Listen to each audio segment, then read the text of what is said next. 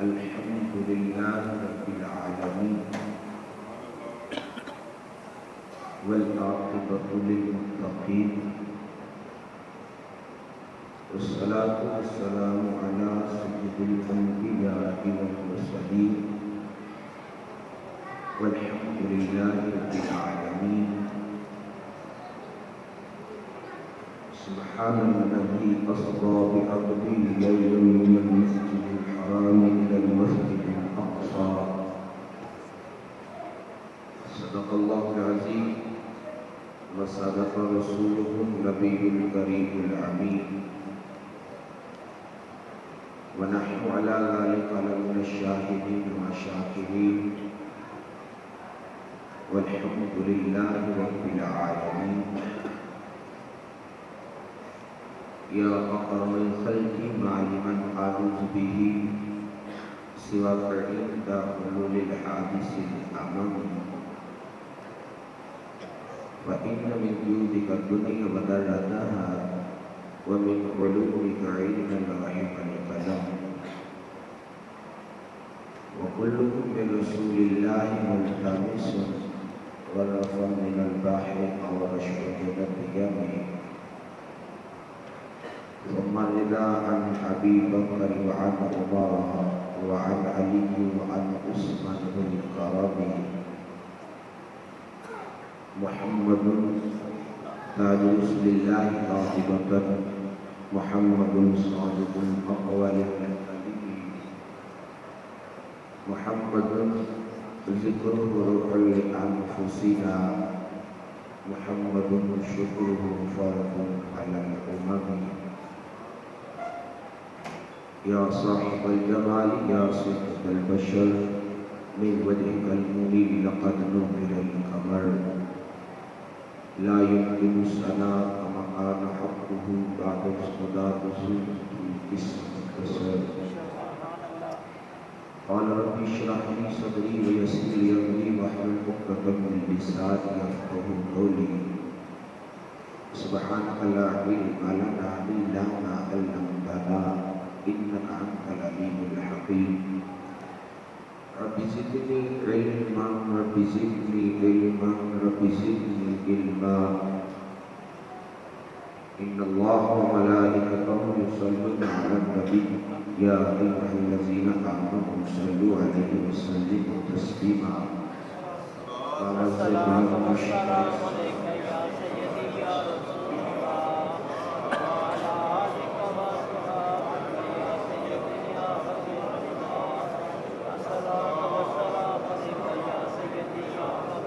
قوت عشق سے ہر پست کو بالا کر دے،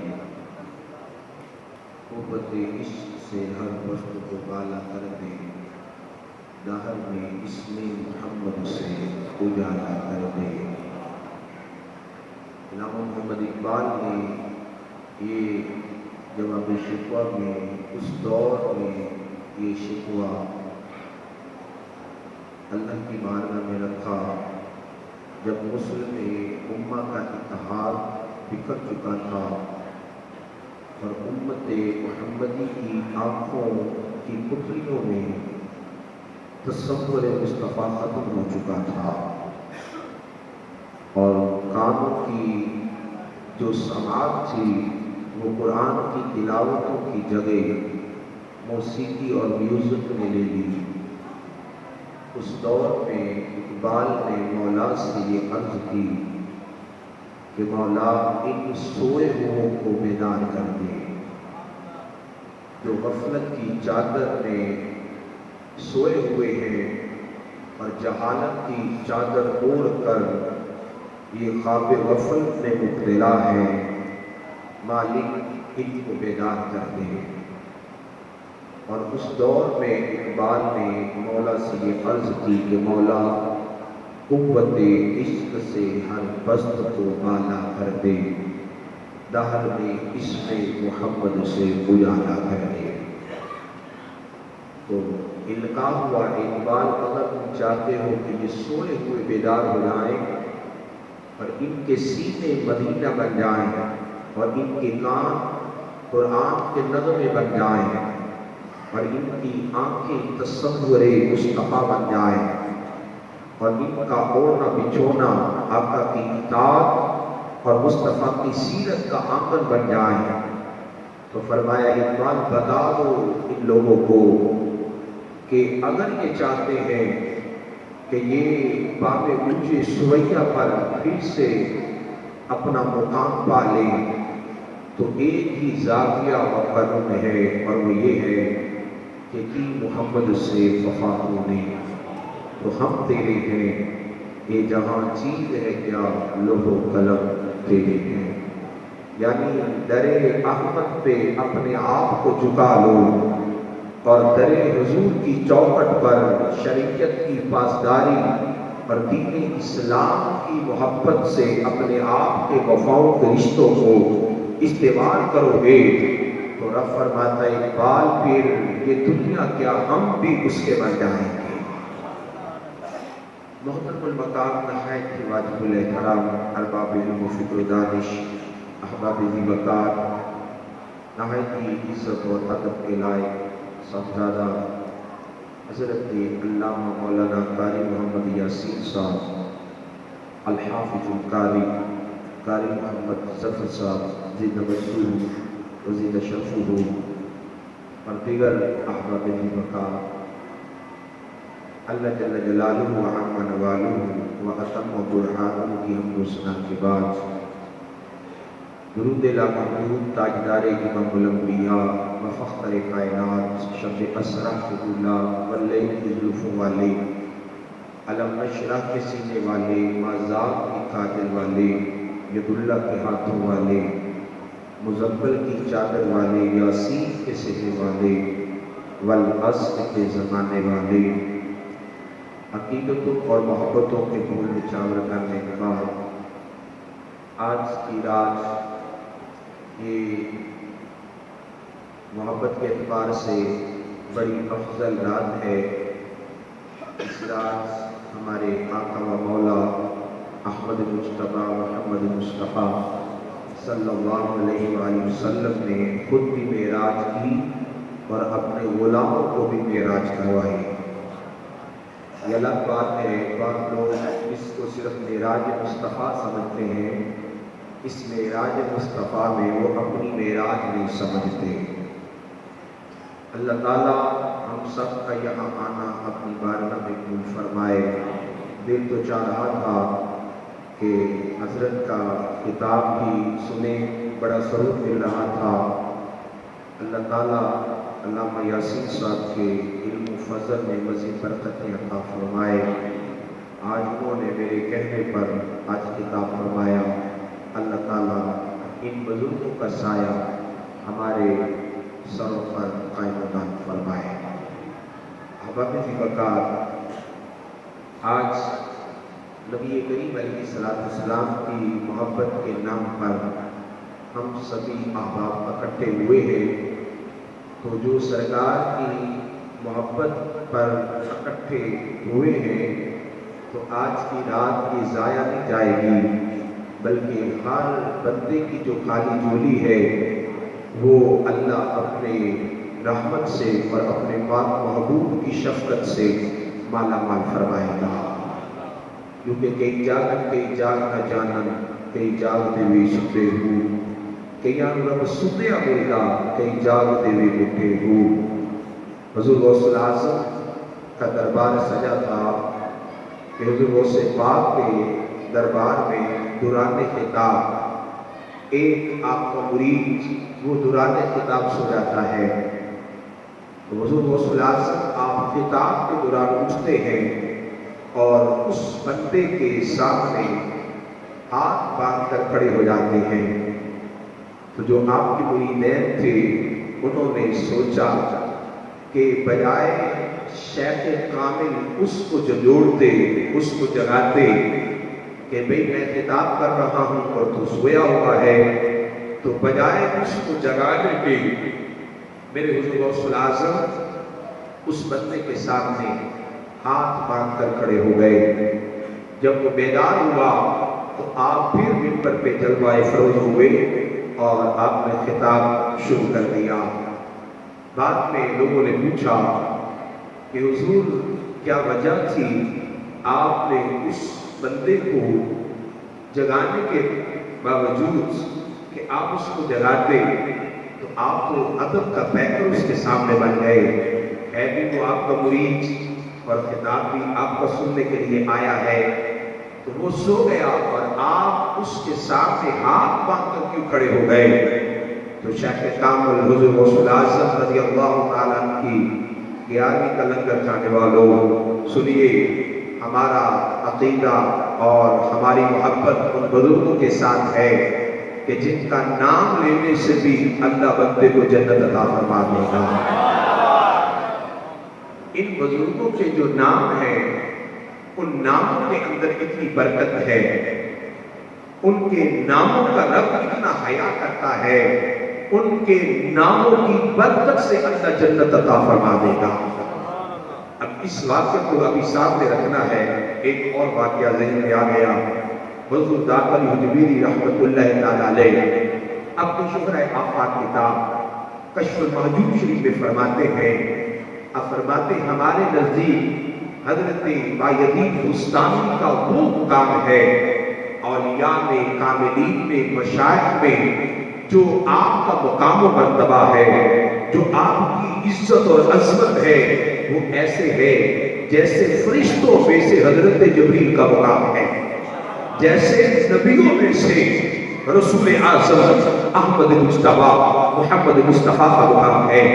فرماتے اولیاء کی جماعت میں ہمارے ہاں حضرت بایزید بستانی کا وہ مقام ہے، اور آپ ساتھ فرماتے ہیں کہ حضرت بایزید بستانی کا یہ قول ہے کہ میرے جس مرید کو میرا نام یاد رہا، فرماتے ہیں کل قیامت کے دن میں اس کا ہاتھ پکڑ کر جنت میں لے کر جاؤں گا۔ حضرت بایزید بستانی کا اگر کسی کو نام یاد ہو تو آپ کا قول حضور داتا علی حجویری فرماتے ہیں وہ بندہ کل قیامت کے دن وہ حضرت بایزید بستانی اس بندے کا ہاتھ پکڑ کر جنت میں لے کر جائیں گے۔ یہ مصطفیٰ کے جو غلام ہیں ان کا مقام یہ ہے، آمنہ کے لال کا مقام کیا ہوگا؟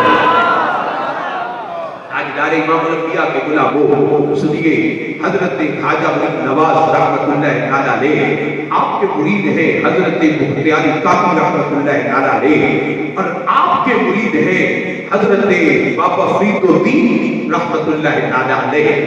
تو حضرت مختیاری کاکی علیہ رحمہ نے اپنے مرید خاص بابا فرید الدین کی ڈیوٹی یہ لگائی کہ تم نے کیا کرنا ہے، تم نے اپنے دادا مرشد یعنی حضرت خواجہ غریب نواز کے آستانے پر نوکری اور خدمت کرنی ہے، اور تمہاری زندگی کی جو باقی پونجی رہ چکی ہے میرے شیخ کامل اور تیرے دادا مرشد حضرت خواجہ غریب نواز، ان کو راتوں کو جب پچھلے پاک اٹھے تو ان کو تہجد کا وضو کروانا ہے، ان کی خدمت اور نوکری جو ہے یہ تیری زندگی کا محصل ہے۔ آج وہ لوگ جو علماء کی خدمت کرتے ہیں، مشائخ کی خدمت کرتے ہیں، اولیاء کی صحبت میں بیٹھتے ہیں اور علماء کی صحبت میں بیٹھ کر اپنے خالی سینے کو مصطفیٰ کے نور سے منور کرتے ہیں، سنیے یہ ہمارے بزرگوں کی ریت اور یہ بزرگوں کا بنایا ہوا منشور تھا تاکہ ہمارے ان لوگوں کے سینے جو خالی ہیں وہ مدینے کے تاجدار کی محبت سے مالامال ہو جائیں۔ اب حضرت بابا فرید الدین کیا کرتے؟ آپ حضرت خواجہ غریب نواز کے آستانے پہ جاتے، کبھی ان کو وضو کرواتے، کبھی ان کا سودا لا کر دیتے۔ تو خیر ایک موقع ایسا بھی آیا کہ حضرت خواجہ حضرت خواجہ ہند الولی جنہوں نے 99 لاکھ ہندوؤں کو ایک پہاڑ چپکنے پر کلمہ پڑھایا اور کس موقع پہ پڑھایا، سنیے آپ نے فرمایا او فریدا اج راتی جدوں میں حجرے چوں باہر نکلا تے تو مینوں تکی تے میں تینوں تکاں گا، تو میرا مکھڑا تکی میں تینوں ویکھاں گا، تے جدوں تو میرے ول تکے گا تے میں تیرے ول تکے گا تے تو جنتی ہو جائے گا۔ کی ہو جائے گا؟ اچھا بولو، جنتی ہو جائے گا۔ آج ہمارا عقیدہ یہ ہے ہم حضور علیہ السلام سے صرف جنت ہی نہیں مانگتے، ہم کہتے ہیں آقا جنت تو ملے گی آپ کے توسل سے، آپ کے وسیلے سے، ہمیں جنت وہ چاہیے جس جنت میں آپ کے سامنے ہمارا گھر ہو۔ کسی بزرگ کے کامل سے کسی نے پوچھا کہ بتائیں جنت میں سب سے بڑی نعمت کیا ہوگی؟ فرماتے جنت میں سب سے بڑی نعمت یہ ہوگی جنت میں سرکار کا دیدار ملے گا۔ اب اگلی وقت اب حضرت خواجہ فرید نواز آپ حجرے میں تشریف لے گئے، رات کے پچھلے پہر جب حضرت خواجہ حضرت بابا فرید الدین رحمت اللہ تعالیٰ علیہ آپ چوکٹ پہ بیٹھے ہیں، حضرت خواجہ صاحب جب اپنے حجرے سے باہر نکلتے ہیں تو اب یہ بات حضرت خواجہ فرید نواز بتا گئے کہ بیٹا تو مجھے دیکھے گا میں تجھے دیکھوں گا تو تم جنتی ہو جاؤ گے۔ تو بابا فرید الدین نے اس موقع پر یہ عرض کی کہ حضور یہ بات پکی ہے، میں آپ کو دیکھوں گا آپ مجھے دیکھیں گے تو میں جنتی ہو جاؤں گا۔ حضرت خواجہ فرید نواز سے عرض کرتے ہیں حضور آپ یہ بھی بتا دیں کہ جو بھی آپ کو دیکھے گا وہ جنتی ہو جائے گا۔ خواجہ صاحب فرماتے ہیں ہاں لیکن شرط یہ ہے کہ اے فرید یہ بات تم نے کسی اور کو نہیں بتانا، یہ بات تم نے کسی اور کو نہیں بتانی، اگر تم نے یہ بات کسی اور کو بتا دی تو تم پھر جہنمی ہو جائے گا۔ حضرت بابا فرید الدین فرماتے ہیں کہ حضور یہ تو بات پکی ہے جو آپ کے چہرے کو دیکھے گا، آپ کے چہرے کے انوار کو دیکھے گا وہ تو جنتی ہو جائے گا۔ خواجہ صاحب فرماتے ہیں ہاں یہ بات پکی ہے لیکن اگر تم نے یہ بات کسی اور کو بتا دی تو پھر تو جنتی ہو جائے گا۔ اب حضرت خواجہ فرید نواز اندر چلے گئے، حضرت بابا فرید الدین ہندوستان میں یہ آواز لگا دی کہ لوگوں جس کو بھی جنت چاہیے وہ خواجہ کے بیڑے آیا، وہ خواجہ فرید نواز کے بیڑے آ جائے، خواجہ فرید نواز کی چوکٹ پہ آ جائے۔ جیسے آج ہم اس مسجد میں یہ نعرہ لگا رہے ہیں ہمارا پیغام، ہماری محبتوں کے آنگن، ہماری فکر، ہماری سوچ اور ہمارا علمی جو دندناہٹ ہے وہ یہی ہے آپ کے علاقوں میں، آپ کے اس معاشرے میں، آپ کے کلچر میں ہم ایک ہی پیغام دے رہے ہیں۔ ہمارا جتنا بھی وقت ہے وہ یہی ہے کہ لوگوں آؤ آپ کی خالی چولیوں کو ہم بھر دیں گے، آؤ ہمارا جو پیغام ہے یہ پیغام رسول ہے، ہمارا پیغام پیغام محبت ہے، ہمارے فکر کے سانچوں میں رسول اللہ کا پیغام ہے، ہمارے پیغام میں ابو بکر کا پیغام ہے، ہماری سوچ کے اندر، ہماری فکر کے اندر جو پیغام ہے یہ 14ویں صدی کا پیغام نہیں ہے۔ ہماری سوچ کو تازہ کرنے والے وہ تاجدار دنیا ہے، وہ بغداد کی گلیوں میں پیغام دینے والے وہ غوث اعظم ہے۔ یہ وہ پیغام ہے جو کبھی کعبہ کی نگری سے چلا،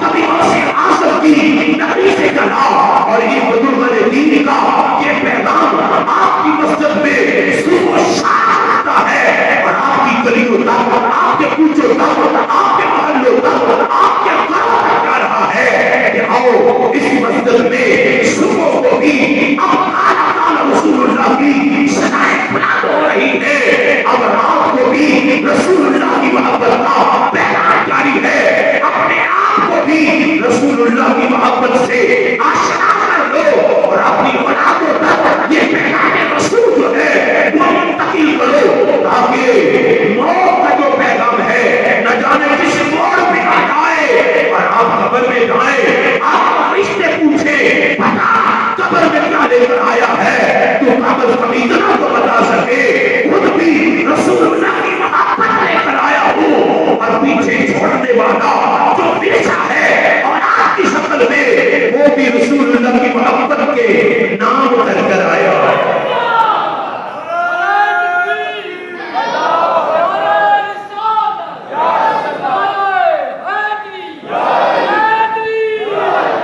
یہ پیغام ہم بحمد تعالیٰ اس مسجد سے اٹھا رہے ہیں۔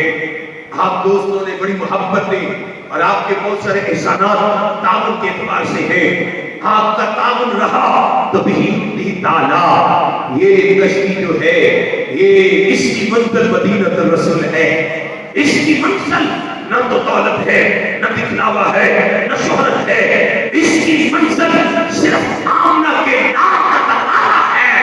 اور بِحَمْدِ تعالیٰ یہ کشتی جو ہے یہ دارتلی حجویری کی آنگل تک پہنچ چکی ہے، یہ بغداد کی گلیوں سے ہوتی ہوئی کبھی تاجدار گولڈا بھی گلیوں میں اسٹے کر رہی ہے، اور کبھی بغداد کی گلیوں میں حضور صلی اللہ علیہ وسلم کے دربار میں یہ سٹے کیے ہوئے ہیں، اور اس کی منزل جو ہے وہ مدینہ الرسول ہے۔ اور وہ لوگ جو اس سسٹم کے ساتھ ہمارے ساتھ تعاون کرتے ہیں، جن احباب نے اپنی اولادوں کو اس مسجد میں دیکھ کر ان کے سینوں کو روضے رسول کے لیے احتمال کیا ہے، سن لے رب کعبہ کی قسم ہے ایک دن ہم نے بھی مر جانا ہے اور آپ نے بھی اس دنیا سے چلے جانا ہے، لیکن قیامت کے دن وہ بندہ سرخرو ہوگا جس نے اپنی اولاد کو مدرسے کے لیے وقف کیا، جس بندے نے اپنی اولاد کو مصطفیٰ کے دین مدین کے لیے وقف کیا۔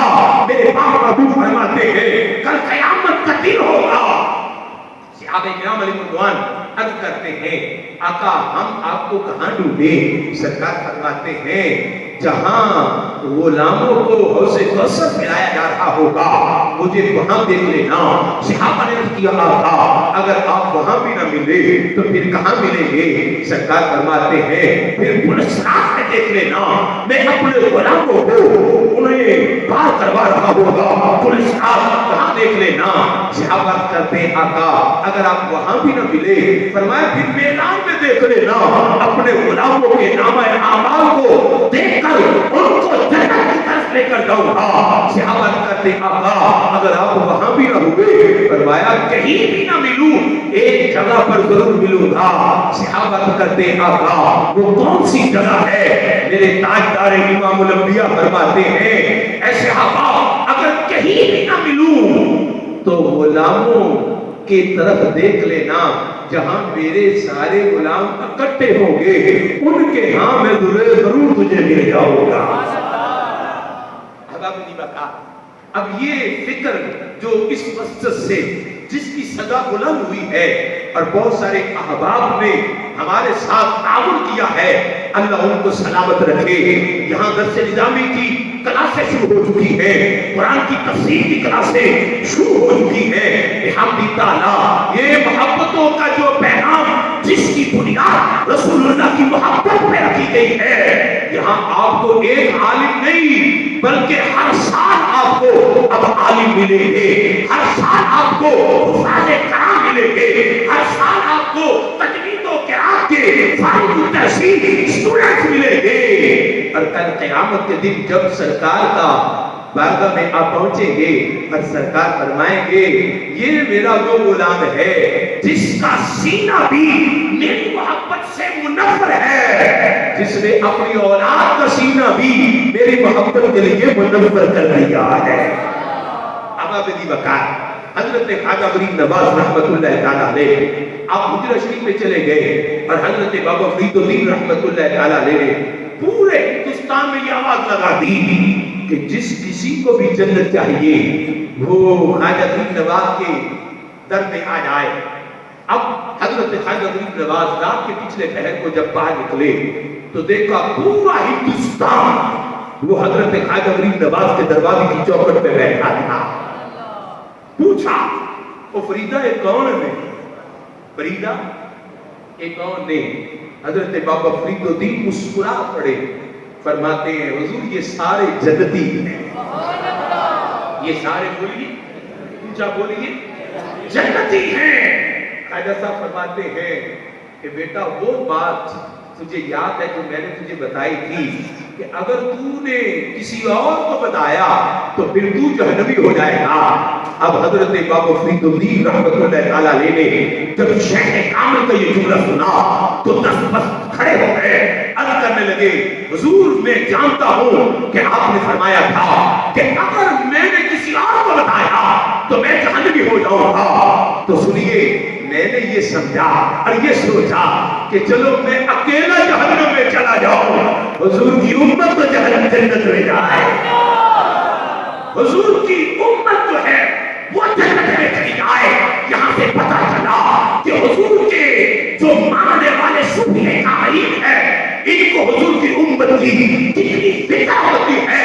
جب یہ جملہ حضرت بابا فرید الدین نے اپنی زبان سے نکالا، حضرت شیخ کابل حضرت خواجہ غریب نواز اپنی مسجد چھوڑ کر کھڑے ہو گئے اور جذبات اور انوار اور ہیات سے سارے پردے ہٹا کے کھڑے ہو گئے اور ہاتھ پکڑ لیا حضرت بابا فرید الدین کا، فرمانے لگے بیٹا میں نے تو تجھے مذاق سے کہا تھا، سن تو نے میرے مصطفیٰ کی امت سے اتنا پیار کیا ہے، سن فریدا جیڑا تیرا نام لے سی وہ بھی جلدی، جیڑا تیرا مرید ہو سی وہ بھی جلدی، اسی تے تیرے نال مذاق کیتا سی، سن جیڑا پاک بدن شریف آ جائے گا وہ بھی جلدی، جیڑا تیرے بہشتی دروازے لگ جائے گا وہ بھی جلدی۔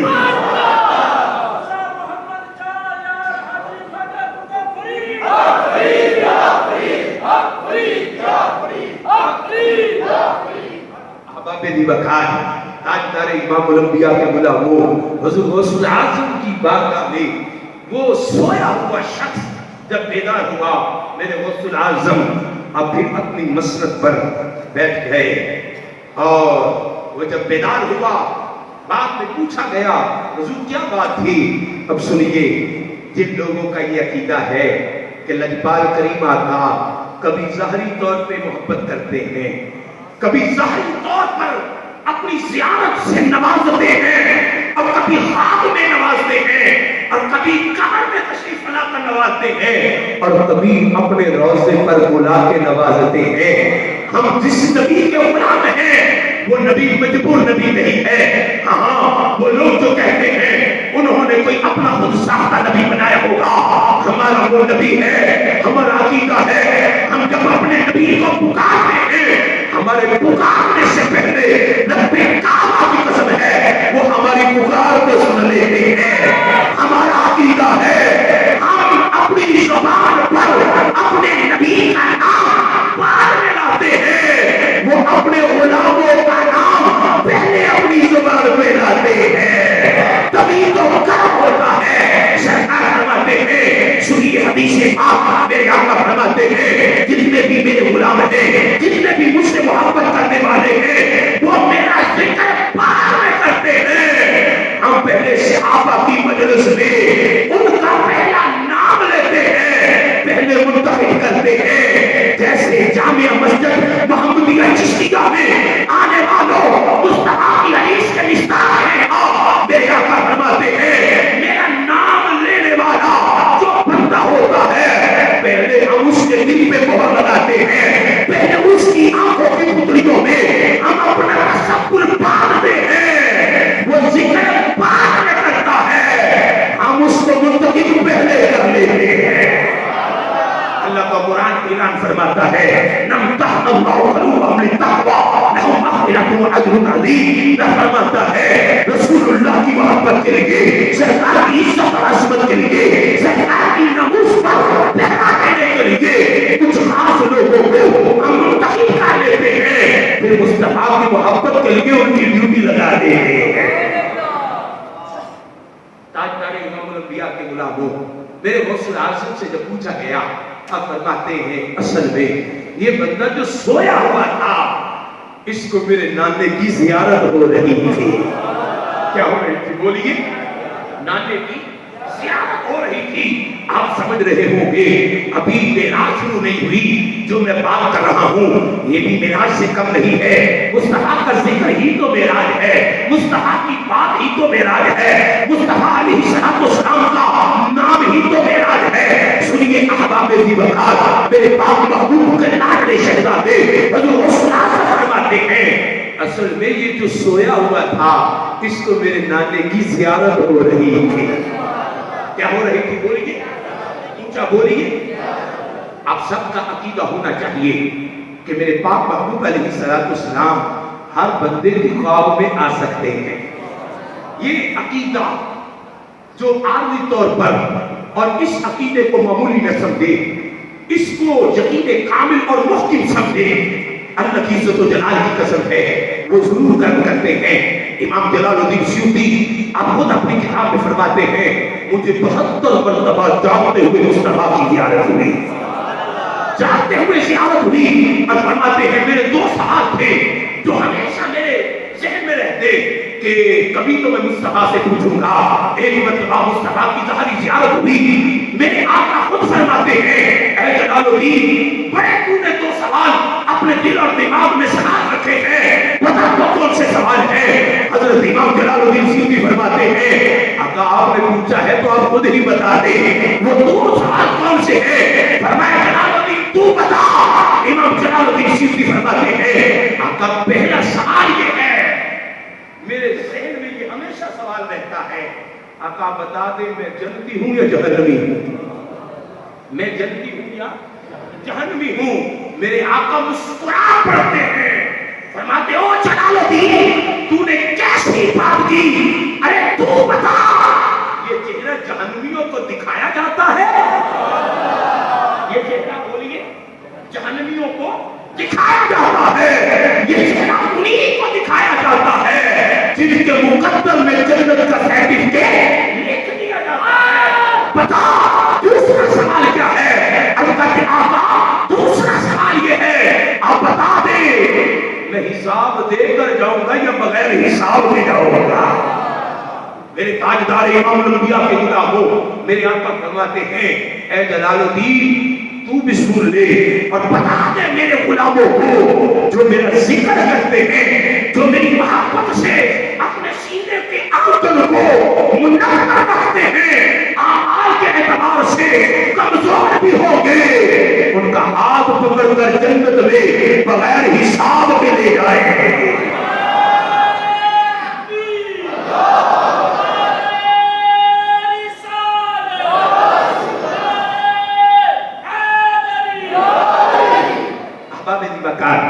تاجدار امام الانبیاء فرماتے ہیں کہ میں صحن حرم میں تھا اور سویا ہوا تھا کہ حضرت جبرائیل علیہ السلام تشریف لائے، انہوں نے میرے حلق سے لے کر میری ناف تک مجھے میرا سینہ چاک کیا اور اندر سے میرا دل نکالا، اندر سے بولیے میرا دل نکالا اور اس دل کو معرفت الہی کے نور سے دھویا۔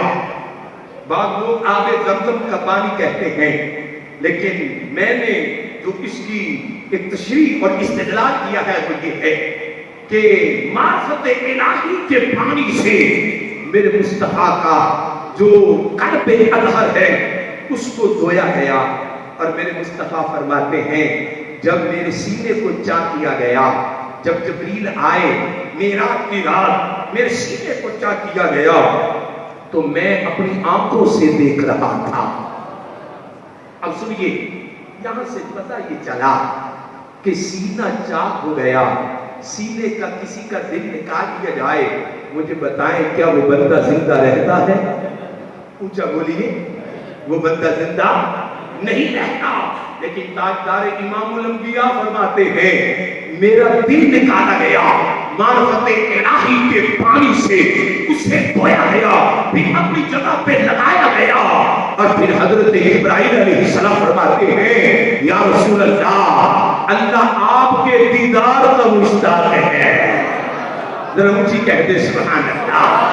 جتنے بھی نبی آئے، جتنے بھی رسول آئے، جتنے بھی اولو العزم پیغمبر آئے، کسی نبی کی ذات معجزہ نہ تھی، کسی کا ہاتھ معجزہ، کسی کا چہرہ معجزہ، کسی کی آنکھیں معجزہ، پورا بدن جو تھا کسی نبی کا پورا بدن معجزہ نہ تھا۔ ایک آمنہ کے لال کی ذات ہے، ایک سنیو آپ کے پاک محبوب کی ذات ہے، سر سے لے کر پاؤں تک سرکار کا پورا وجود معجزہ ہے۔ رب فرماتا ہے اے پیارے میں نے اس شاہکار سے تیرا حسن تخلیق کیا کہ تجھے تخلیق کرنے کے بعد وہ حسن میں نے نہ آدم کو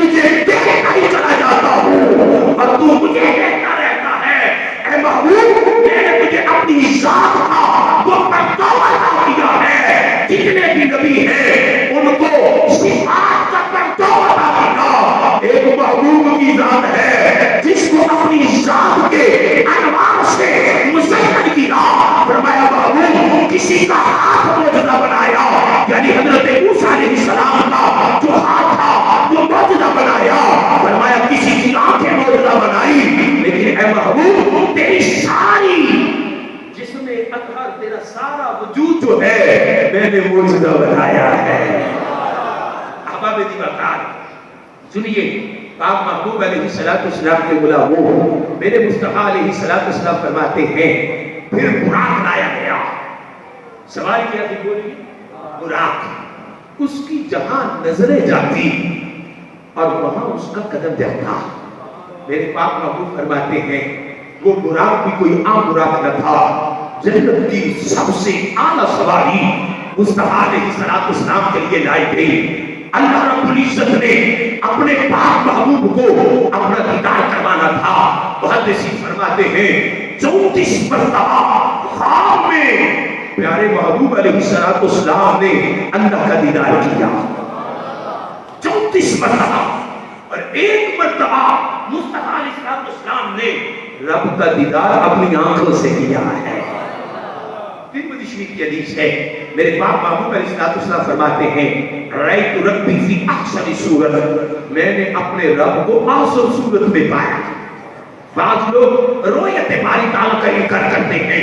سنیے، یہ ترمذی وہ کتاب ہے، محدثین فرماتے ہیں جس گھر میں یہ کتاب ہو وہ سمجھے جیسے ہمارے گھر میں رسول اللہ تشریف فرما رہے ہیں۔ محدثین فرماتے ہیں اتنا بلند مقام ہے جامع ترمذی کا، اس میں یہ حدیث ہے، میرے آقا فرماتے ہیں رأیت ربی فی احسن صورت، میں نے رب کو احسن صورت میں پایا۔ آقا علیہ السلام فرماتے ہیں جب میں براق پر سوار ہوا، اب براق جو تھا وہ مسجد حرام سے جب چلا تو 3 مقامات پہ پہلے رکا۔ کتنے مقامات پر بولیے؟ اونچا بولیے، 3 مقامات پر۔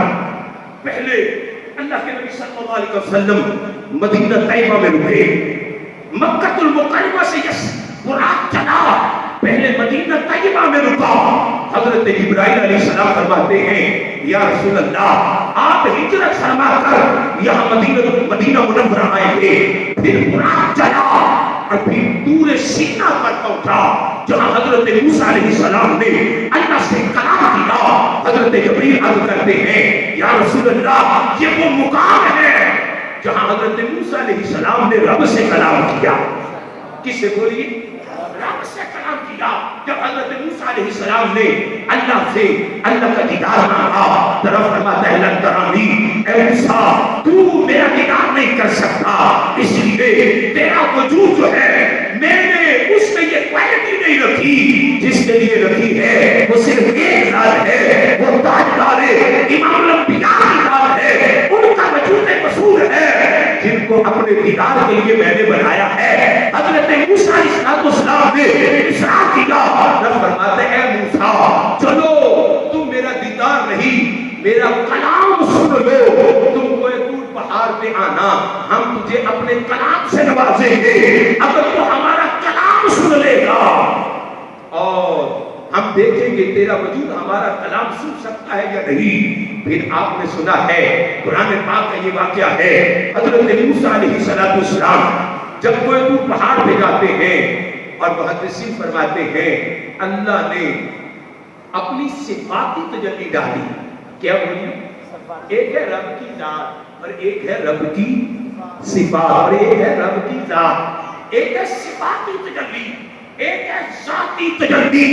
جتنے بھی انبیاء آئے ان کو صفاتی تجلی کا مظہر بنایا، ایک محبوب کی ذات ہے جن کو ذاتی تجلی کا مظہر بنایا۔ اب تھک تو نہیں گئے؟ اونچا بولیے، اونچا بولیے ذرا۔ اب سنیے احباب دیوکار، سنیے، چونکہ میرا مزاج یہ ہے میں یہ بار بار نہیں کہتا تو سبحان اللہ، ٹھیک ہے، لیکن آپ خود ہی اپنے جاننے کا ثبوت دیں تاکہ آج کی رات جو ہمارے پاک محبوب کو جو معراج ہوئی، سرکار نے ساتھ اپنے غلاموں کو بھی معراج کروائی ہے۔ سنیے احباب دیوکار، میرے پاک محبوب علیہ السلام کے غلاموں، میرے مصطفیٰ کے دیواروں، حضرت محمد مصطفیٰ صلی اللہ علیہ وسلم فرماتے ہیں حضرت موسیٰ علیہ السلام نے جب اللہ کا کلام سنا تو اس کی جو تپش تھی، اس نور کا جو جلال تھا، وہ آپ برداشت نہ کر سکے تو آپ بے ہوش ہو گئے.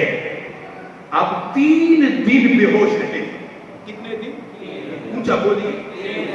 اب یہاں ایک اور نقطہ سماعت فرما لیں. بعض ہمارے واعظ حضرات، بعض مقرر حضرات یہ لفظ بول دیتے بے ہوشی کا، جبکہ بے ہوشی یہ عیب ہے اور انبیاء عیب سے پاک ہوتے ہیں.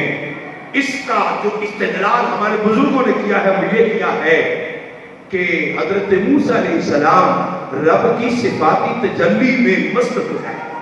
کیا ہو گئے؟ جذب کی کیفیت میں حضرت موسیٰ علیہ السلام آپ جذب کی کیفیت آ گئی. 3 دن کے بعد ہوش آیا. کتنے دن کے بعد؟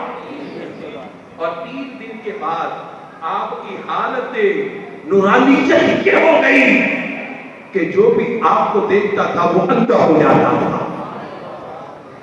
یہ حضرت موسیٰ علیہ السلام کے اوپر جو صفاتی تجلی پڑی اس کا یہ عالم ہے. مجھے بتائیں جس نے سر کی آنکھوں سے رب کو دیکھا ہو.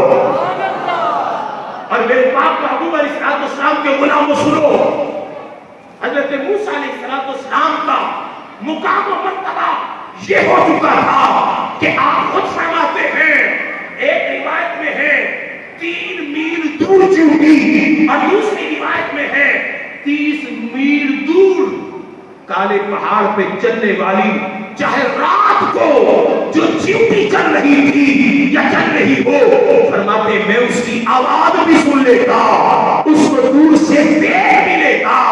ارے جو رب کی صفاتی تجلی سے اپنے وجود کو مست کرے اس کا حال تو یہ ہو، اس کی نورانیت کا، اس کی قوت سماعت کا، اس کی طاقت کا، اس کی پاور کا یہ حال ہو کہ 3 میل دور یا 30 میل دور وہ چیونٹی کو دیکھ لیتا ہے اور چیونٹی کی آواز کو سن لیتا ہے. اور جس محبوب پاک نے رب کو اپنی آنکھوں سے جانتے ہوئے دیکھا ہو، وہ مدینے میں رہ کر اپنے غلاموں کو کیوں نہیں دیکھ سکتا؟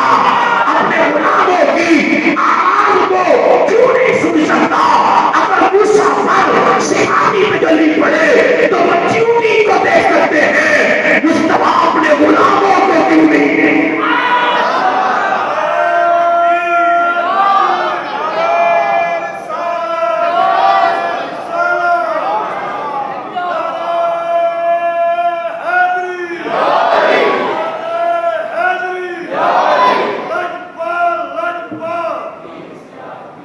پاک محبوب علیہ السلام کے غلاموں، ہم نے اپنے جو عقیدے ہیں وہ کسی گلی سے چلتے ہوئے ہم نے للو پنجو سے نہیں سیکھے. ہم نے یہ عقیدے داتا علی حجویری سے پڑھے ہیں، خواجہ غریب نواز سے پڑھے ہیں. ہم نے یہ عقائد جو ہے یہ ابو بکر عمر عثمان و علی سے پڑھے ہیں. ہم نے یہ عقیدے من گرد نہیں لیے، ہم نے اللہ کے قرآن سے، مصطفیٰ کے فرمان سے ہم نے یہ عقیدے پڑھے ہیں. سنیے، میرے پاک محبوب علیہ السلام نے اپنے صحابی کو بلایا جن کا نام ہے حضرت سعید بن المعلا. نماز پڑھ رہے ہیں، میرے آقا فرماتے ہیں اے سعید، حضرت سعید نماز میں ہیں. میرے آقا نے پھر پکارا، پھر وہ نماز میں پھر میرے آقا نے پکارا. انہوں نے نماز مکمل کی، سرکار کی بارگاہ میں حاضر ہوتے ہیں، عرض کرتے ہیں یا رسول اللہ میں نماز پڑھ رہا تھا. میرے آقا فرماتے ہیں اے سعید بن معلا، یہ بخاری کی حدیث ہے، میرے پاک محبوب نے جو عقیدہ اس امت کو دیا وہ آپ کو بتا رہا ہوں، اور جو صحابہ کے ذریعے ہمارے تک پہنچا ہے وہ آپ کو بتا رہا ہوں. وہ صحابی عرض کرتے ہیں آقا جب آپ نے مجھے بلایا میں اس وقت نماز کی حالت میں تھا. میرے آقا فرماتے ہیں اے سعید کیا تم نے قرآن نہیں پڑھا؟ اللہ جل جلالہ محمد والہ کا قرآن اعلان فرماتا ہے کہ جب تجھے اللہ کا رسول حکم دے، جب تجھے اللہ کا رسول پکارے، جب تجھے اللہ کا رسول بلائے، اس حکم پر فوراً حاضر ہو جاؤ. حضرت سعید اللہ کرتے ہیں آقا مجھ سے بھول ہو گئی، آئندہ ایسی بات نہیں ہوگی۔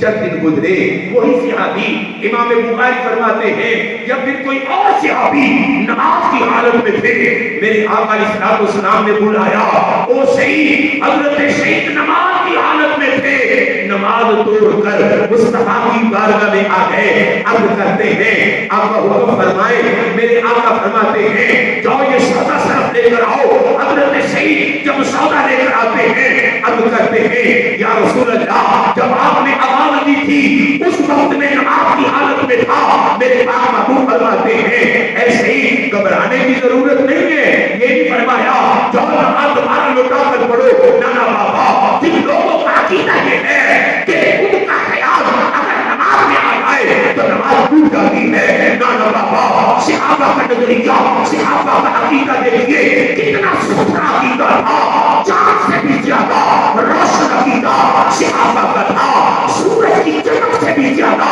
نور والا صحابہ کا عقیدہ تھا۔ صحابہ کرام علیہ الرضوان کا عقیدہ سن کے حضرت سعید بن اللہ کو مصطفیٰ فرماتے ہیں اے سعید جاؤ نماز کی جس رکن میں تھے، اگر قیام کی حالت میں تھے، اگر رکوع کی حالت میں تھے، سجود کی حالت میں تھے، تشہد کی حالت میں تھے، نماز کے جس رکن کو تم ادا کر رہے تھے اسی رکن سے نماز شروع کر دو، نہیں کیونکہ رسول فقط اللہ، یہ بھی تمہاری نماز تھی، وہ بھی تمہاری نماز تھی۔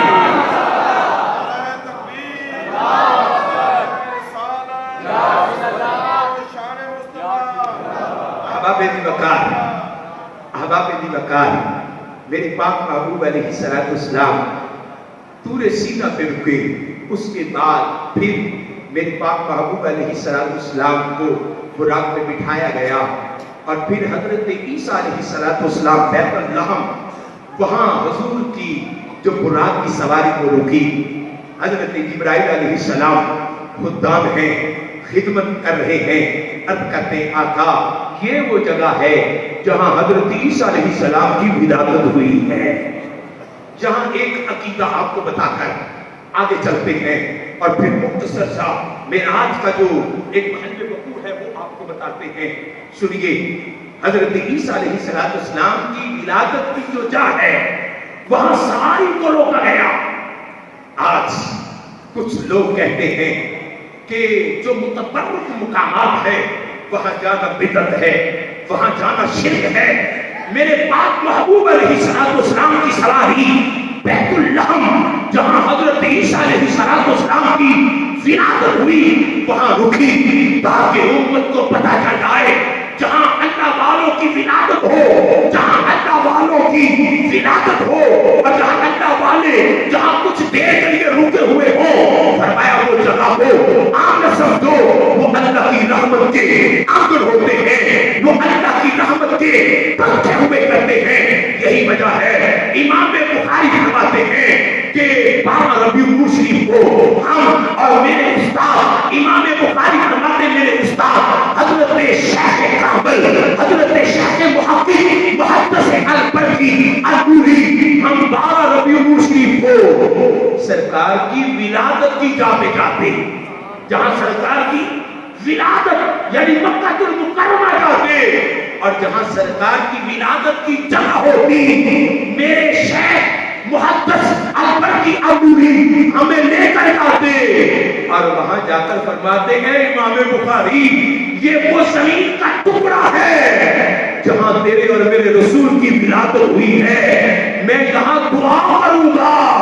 فرماتے ہیں یہاں جو دعا کی جائے اللہ رد نہیں کرتا، مصطفیٰ کی ولادت کی اس جگہ کے صدقے اللہ ہر مشکل جو ہے دور کر دیتا ہے۔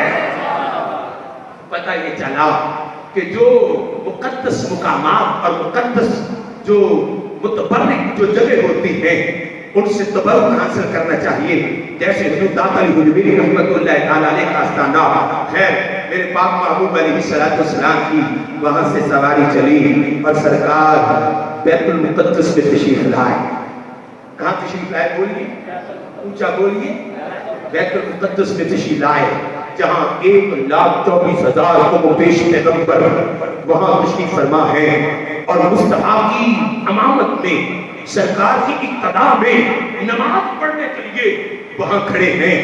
اس سے ذرا تھوڑا سا پیچھے چلے تو سرکار فرماتے ہیں میں نے اپنی آنکھوں سے دیکھا, فرمایا میں نے اپنی آنکھوں سے دیکھا موسیٰ اپنی قبر میں نماز پڑھ رہے تھے. کیا پڑھ رہے تھے بولیے؟ موسیٰ علیہ السلام اپنی قبر میں نماز پڑھ رہے تھے. اب سنیے, بعض محدثین نے یصلی کا جو ترجمہ کیا ہے وہ نماز نہیں کیا, وہ نماز, اونچا بولیے, نماز نہیں کیا. فرماتے ہیں صلی یصلی کا جو ترجمہ ہے وہ دعا بھی ہوتی ہے, رحمت بھی ہوتی ہے, سلام بھی ہوتی ہے. اور محدث ابن جوزی شرح میں فرماتے ہیں کہ حضرت موسیٰ علیہ السلام نے ساری زندگی مصطفیٰ کا دیدار مانگا اور ایک مقام پر حضرت موسیٰ علیہ السلام نے مولا سے عرض کی تھی مولا مجھے اس راستے پہ بٹھا دے جس راستے پہ تیرے پاک محبوب کی معراج کی سواری گزرے گی, اس راستے میرا روضہ میری جو تربت ہے وہ بنا دے. اب اللہ رب العزت نے فرمایا اے موسیٰ ٹھیک ہے. اب سنیے محدث ابن جوزی لکھتے ہیں, فرماتے ہیں میرے آقا نے فرمایا کہ وَهُوَ قَائِمٌ يُصَلِّي فِي قَبْرِ مُوسَىٰ, کہ موسیٰ علیہ السلام اپنی قبر میں نماز پڑھ رہے تھے. فرماتے ہیں یہاں صلاۃ کا معنی نماز نہیں ہے, یہاں صلاۃ کا معنی درود و سلام ہے. یہاں صلاۃ کا معنی بابا جی درود و سلام ہے. فرماتے اس کی وجہ یہ ہے, یہ ہو نہیں سکتا موسیٰ علیہ السلام ساری زندگی آپ نمازیں پڑھتے رہے اور قبر میں بھی نمازیں پڑھتے رہے, یہ ہو نہیں سکتا مصطفیٰ کی سواری گزرنی ہو اور حضرت موسیٰ علیہ السلام نماز میں مگن رہے. فرماتے ایسا ہو نہیں سکتا. فرماتے ہیں موسیٰ علیہ السلام نماز نہیں بلکہ مصطفیٰ کی ذات پہ درود و سلام پڑھ رہے تھے. کیا پڑھ رہے تھے بولیے؟ اور دوسرا عقیدہ میرے سنی بھائیوں وہ یہ ہے کہ میرے آقا فرماتے میں نے اپنی آنکھوں سے دیکھا, یہ مسلم شریف کی حدیث ہے کہ موسیٰ اپنی قبر میں کیا پڑھ رہے تھے؟ اونچا بولیے. میری تقریر صرف تقریر ہی نہیں ہوتی بلکہ اپنے عقیدے پہ مضبوطی بھی ہوتی ہے. سنیے احباب دیوکار, میرے مصطفیٰ فرماتے ہیں کہ موسیٰ علیہ السلام کو دیکھا اپنے روضے پر نماز پڑھ رہے تھے. پتہ یہ چلا کہ انبیاء کرام اپنے اپنے مزاروں میں زندہ ہوتے ہیں, وہ مر کر مٹی میں نہیں گر جاتے بلکہ میرے آقا فرماتے ہیں میں نے خود دیکھا کہ موسیٰ علیہ السلام قبر میں نماز پڑھ رہے تھے. پتہ یہ چلا کہ انبیاء کرام اپنے قبروں میں کیا ہوتے ہیں؟ زندہ ہوتے ہیں. سرکار فرماتے ہیں پھر مجھے بیت المقدس لایا گیا, وہاں میں محمد کے سوا 1,24,000 کو پیش پیغمبر وہاں کھڑے ہیں اور منتظر ہیں. اور جب میری سواری وہاں رکی تو سب نے مل کر یہ نعرہ لگایا جو آج نغارہ سنیوں کے گھروں سے لگتا ہے, جو نغمہ آج سنیوں کی مساجد سے لگایا جاتا ہے, اور یہ نعرہ صرف سنی کی زبان سے لگتا ہے, اور وہ یہ نعرہ یہ ہے آمد مصطفیٰ, آمد مصطفیٰ. میرے آقا فرماتے ہیں پھر میری سواری جو ہے وہاں جب رکی ہر نبی نے میرا استقبال کیا. وہاں حضرت موسیٰ علیہ السلام پھر آگے کھڑے ہیں, حضرت آدم علیہ السلام بھی کھڑے ہیں, میرا چہرہ دیکھ رہے ہیں. اور مصلی پر میری جگہ خالی ہے, میں مصلی امامت پہ کھڑا ہوتا ہوں اور نماز پڑھاتا ہوں. 1,24,000 کو پیش پیغمبر میرے پیچھے نماز پڑھتے ہیں اور میں سارے نبیوں کی امامت کرواتا ہوں. پتہ یہ چلا کہ سب سے اعلیٰ و اعلیٰ ہمارا نبی ہے, سارے نبیوں سے افضل ہمارا نبی ہے. اب محبوب علیہ السلام نے جب نماز پڑھائی بعد میں سارے نبیوں نے مصطفیٰ کی تعریفی خطبے پڑھے. حضرت آدم علیہ السلام فرماتے ہیں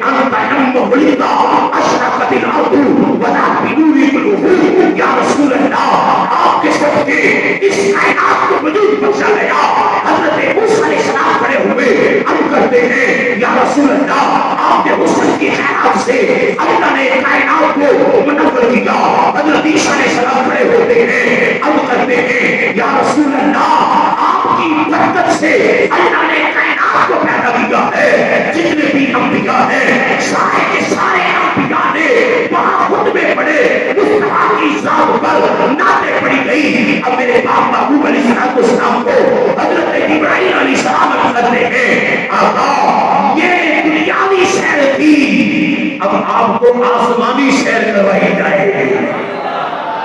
آپ کو بولیے اور ذرا ہاتھ کھڑے کریں جو بندے تھک چکے ہیں. ماشاءاللہ کئی جاگن کئی جاگن جانن کئی جاگ دیوی سنتے ہو. احباب بھی بکار سنیے اور یہ مختصر سا جو علمی ذخیرہ ہے اس کو اپنے سینوں میں سمو لیں. یہ دنیا میں اور آخرت میں آپ کے کام آئے گا. میرے پاک محبوب علیہ السلام پھر سوار ہوئے اور براق کی سواری پہلے آسمان پہ جا کے رکھتی ہے, پھر حضرت آدم علیہ السلام ملے, پھر کہتے ہیں مرحبا, پھر دوسرے آسمان پر حضرت عیسیٰ علیہ السلام ملے, پھر تیسرے آسمان پر حضرت یوسف علیہ السلام ملے. ایسے سارے آسمانوں پر پھر انبیاء استقبال کے لیے کھڑے ہیں. میرے پاک محبوب علیہ السلام ان سارے آسمانوں سے ہو کر پھر سدرۃ المنتہا کی جانب میرے آقا جب بڑھے, اور جب سدرۃ المنتہا بھی ختم ہو گیا میرے آقا علیہ السلام حضرت ابراہیم علیہ السلام عرض کرتے ہیں آقا میری انتہا یہی تک تھی. اونچا بولیے. اب یہاں عاشقوں کی بات آنے لگی ہے. سنیے میرے آقا کو حضرت ابراہیم علیہ السلام عرض کرتے ہیں آقا لو ظننتو, آقا ایک بال کے برابر بھی اگر آگے چلوں تو میرا بدن. اونچا بولیے.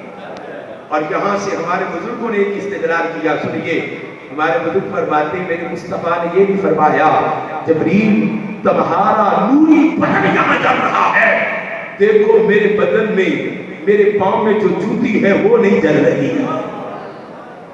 اے جبریل جہاں تیرا نوری بدن جلے میری جوتی نہیں جل رہی, میرے بدن پر جو لباس ہے وہ لباس نہیں چل رہا, میرے سر پر جو دستار ہے وہ نہیں چل رہی. اے جبریل دیکھ آج ساری کائنات نیچے ہے اور ساری کائنات سے اوپر محمد عربی ہے. اے جبریل دیکھ آج جو کچھ بھی ہے محمد عربی کی جوتیوں سے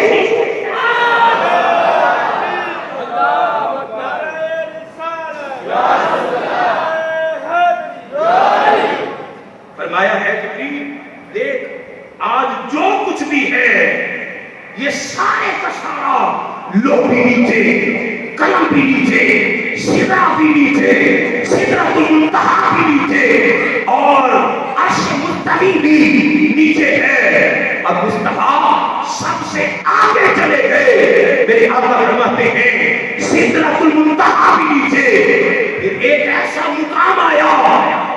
میرے آقا فرماتے ہیں پھر ایک سواری آئی جس کا نام تھا رف رف. کیا نام تھا بولیے, اونچا بولیے, رف رف. میرے آقا فرماتے ہیں اس رف رف کی سواری پر میں جلوہ افروز ہوا. پھر میں آگے جا رہا ہوں.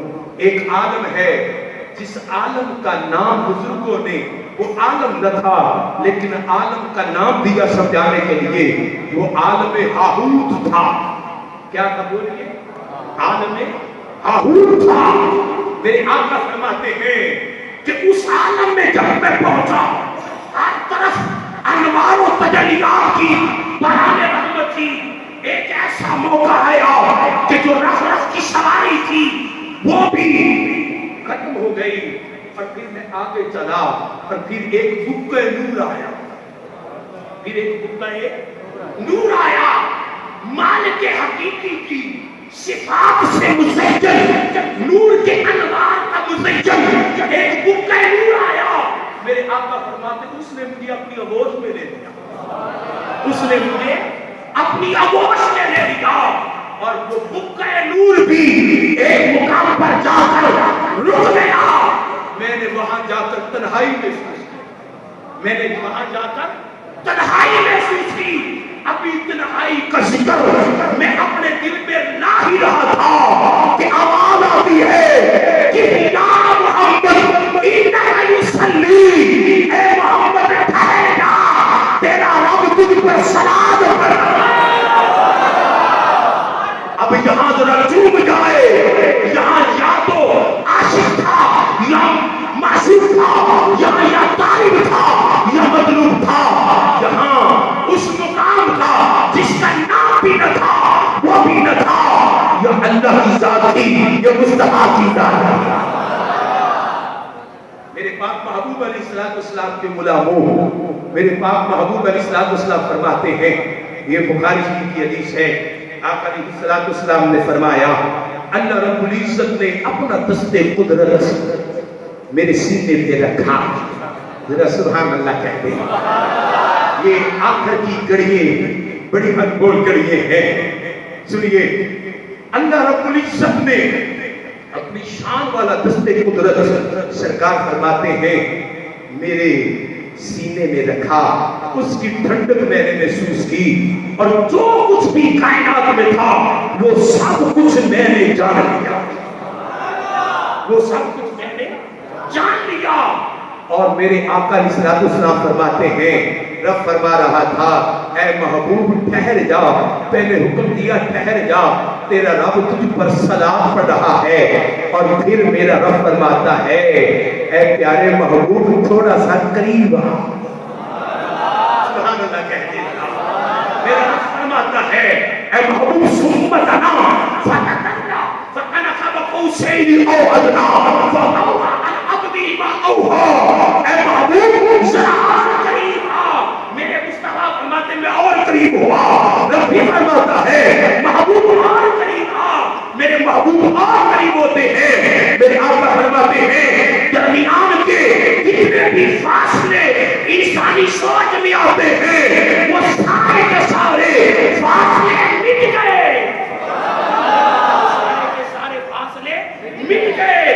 رب نے اپنے ذاتی انوار کی بارش میرے اوپر برسا دی. فرماتے ہیں میں رب کے نور میں گم ہو گیا. اور محدثین فرماتے ہیں کہ میرے مصطفیٰ رب کے جلووں میں گم ہو گیا.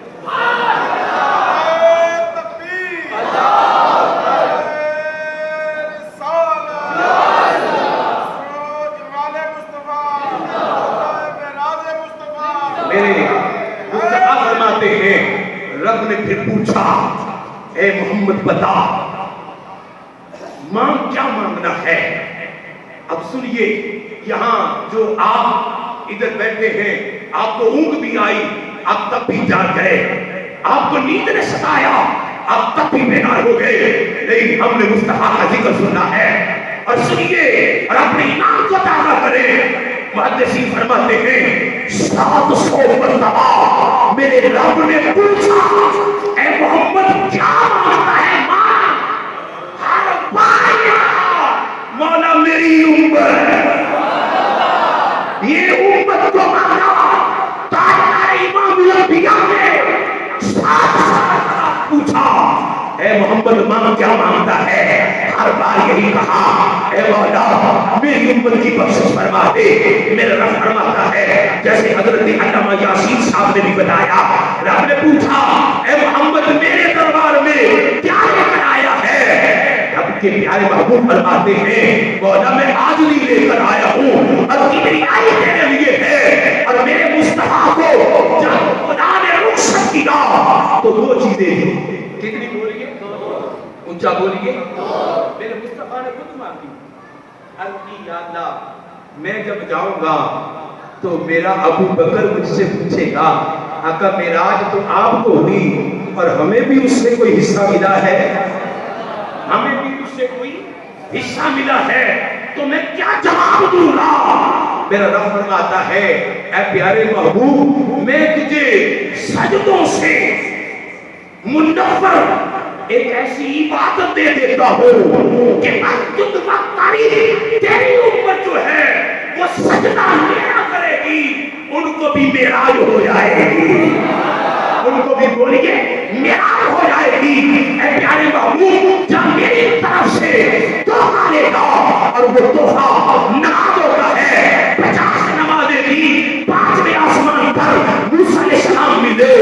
اور عرض کرتے ہیں آقا میں نے اپنی امت کو آزما لیا ہے، یہ 50 نمازیں آپ کی امت نہیں پڑھے گی۔ یہاں سے یہ بات بھی واضح ہوئی، یہ بخاری کی حدیث ہے، حضرت موسیٰ علیہ السلام کا ظاہری وصال ہو چکا تھا اور ظاہری وصال کے بعد میرے مصطفیٰ کی امت کے لیے استغاثہ پیش کر رہے ہیں۔ پتہ یہ چلا کہ اللہ کے جو انبیاء اگر اس دنیا سے چلے بھی جائیں تو وہ بادل وصال بھی مدد کر سکتے ہیں۔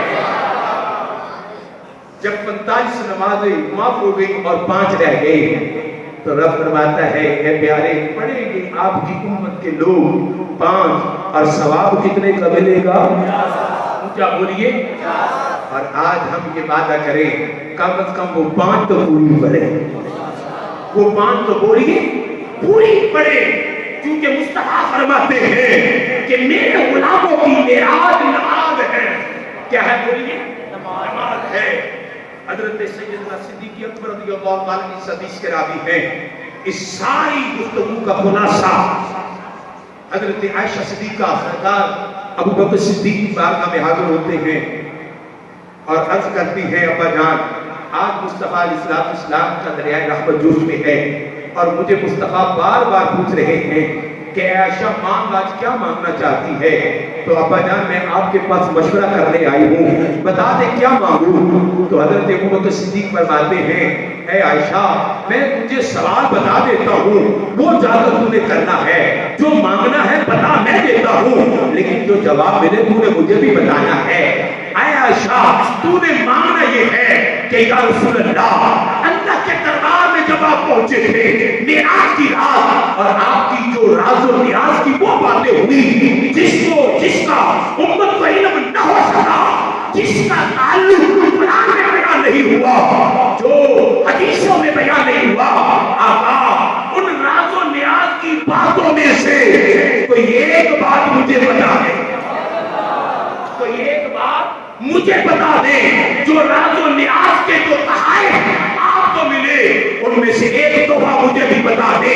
حضرت عائشہ صدیقہ مصطفیٰ کے دربار میں جاتی ہے، عرض کرتی ہے یا رسول اللہ آپ نے یہ حکم دیا ہے عائشہ ماں، تو یا رسول اللہ مجھے یہ بتا دے جب آپ رب کے حضور پہنچے تھے اور رب کے دربار میں جب رب نے اپنی عنایات سے آپ کے قلب کو سیراب کیا تو اس راز و نیاز میں جو تحفے راز کے ملے ان رازوں میں سے ایک راز مجھے بھی بتا دے، ایک راز پوچھا بولیے مجھے بھی بتا دے۔ میرے آقا فرماتے ہیں اے عائشہ سن، میری اور میرے رب سے جو ملاقات ہوئی، جو آخری کلام ہوا وہ یہ تھا، میرے رب نے مجھ سے فرمایا اے پیارے محبوب آپ کی امت میں جو شخص تو ٹوٹے ہوئوں کو جوڑ دے گا، جو اونچا بولیں آج ہر بندہ وہ توڑنے کی بات کرتا ہے، نفرت کی بات کرتا ہے، بغض و عناد کی بات کرتا ہے اور معاشرے کے اندر وہ پلیت رول جو ہے وہ پلے کرتا ہے۔ آج ہم نے معراج کی رات سے یہ سبق بھی سیکھنا ہے۔ وہ سبق کیا ہے؟ میرے آقا فرماتے ہیں میرے رب کا آخری کلام اے عائشہ یہ تھا کہ اے پیارے آپ کی امت میں سے وہ بندہ جو دو ٹوٹے ہوئوں کو آپس میں جوڑ دے گا اس پر میری رحمت واجب ہو جائے گی،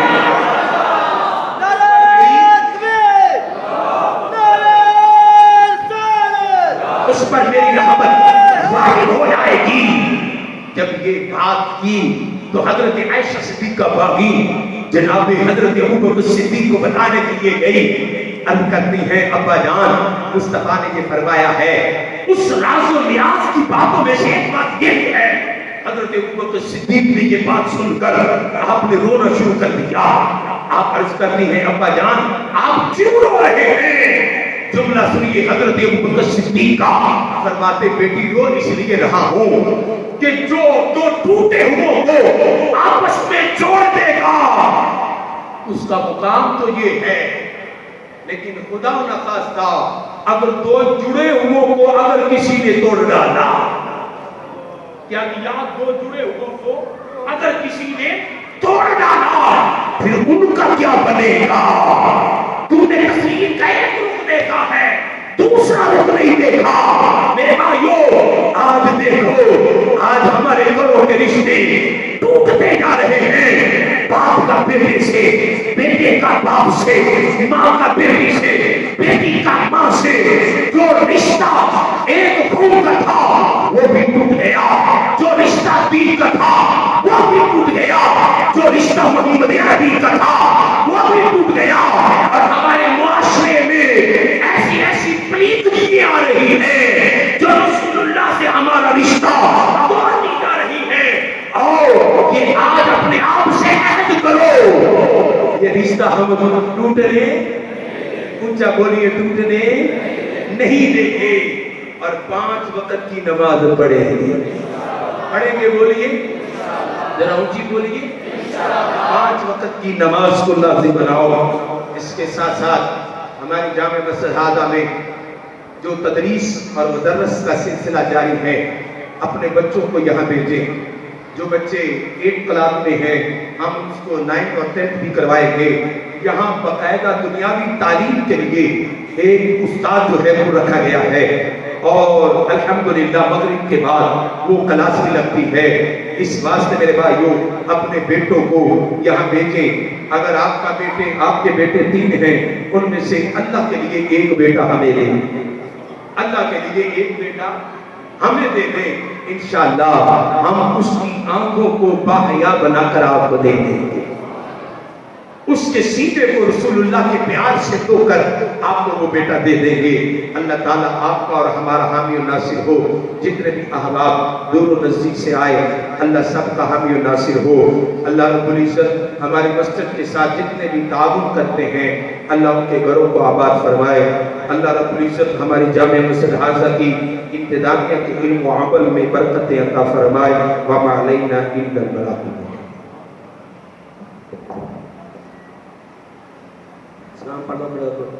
मुस्तफा जाने रहमत